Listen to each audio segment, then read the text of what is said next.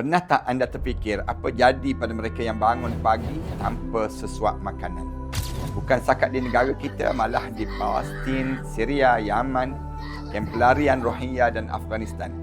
Nak tahu apa yang best? Al-Khair Food Program ini bukan sekadar bantuan makanan, tapi bawa sinar baru kepada mereka yang terpinggir dan tidak berdaya.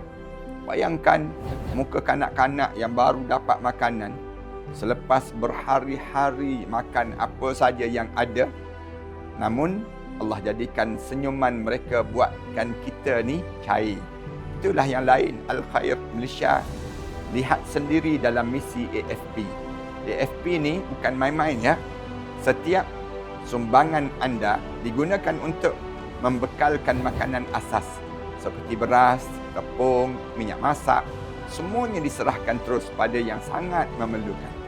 Antara tempat yang telah diagihkan di Malaysia ini di Kedah, di Pulau Pinang, kemudian di Sabah, kepulauan-kepulauan yang terpencil jauh je daripada tempat kehidupan pada saat ini. Jadi marilah kita sama-sama menyumbang. Moga-moga Allah memberikan kebaikan pada kita semua.